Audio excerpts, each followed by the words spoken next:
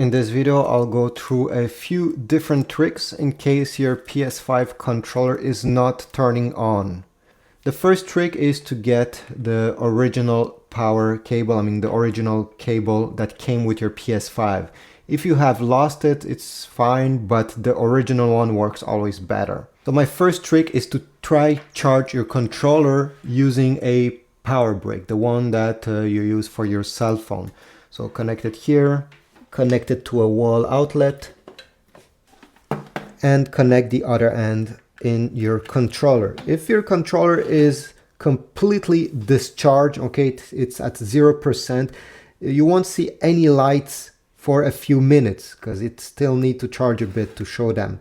So just be patient, and I suggest you leave your controller at least 1 hour this way and then come back and try power it back on.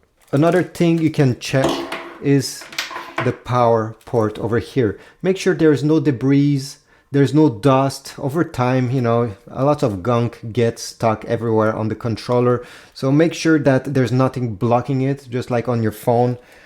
Because if this connector does not go all the way in, well, it will not charge, obviously. So yeah, make sure this is cleaned.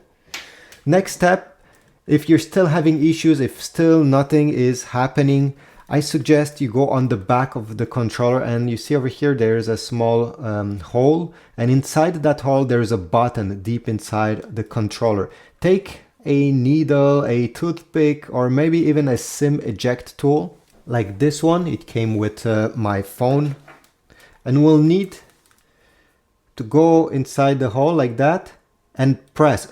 When you go all the way in, you're gonna feel there's a button inside. Keep that button pressed during at least 15 seconds. Okay, just be patient. Keep it pressed all the way in like that, and after 15 seconds you can release it. And now connect the controller using the cable to your PS5, because the controller is now resetted. It won't connect by itself. So just go ahead, connect the cable here as well, and press the PS button. Press it very hard. Sometimes these buttons also can get stuck because there's lint or debris under them. And yeah, after doing this, your PS5 should detect that the controller is there, and hopefully you have solved your problem. Now, if this still does not work, so for this next trick, let's say this is the controller that does not power on, you'll need a second controller. Maybe have another one laying around, or maybe your friend could borrow his or hers controller just for you to do this trick. Okay, so put the controller that doesn't work aside, take the one that actually is working.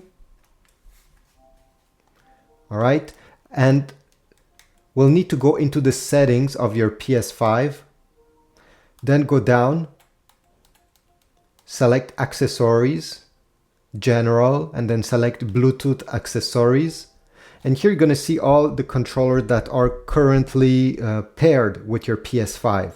So the first one is the one that works, my second controller. This controller that doesn't work, let's say, is this one over here. So what you need to do with the one that works is go over the other one, select it by pressing X, and then select delete. Okay, and now it's gone. We need to reconnect it. How do you reconnect a controller on your PS5? Okay, this is the one that wasn't powering on. We'll need to keep press the share button at the same time as the PS button.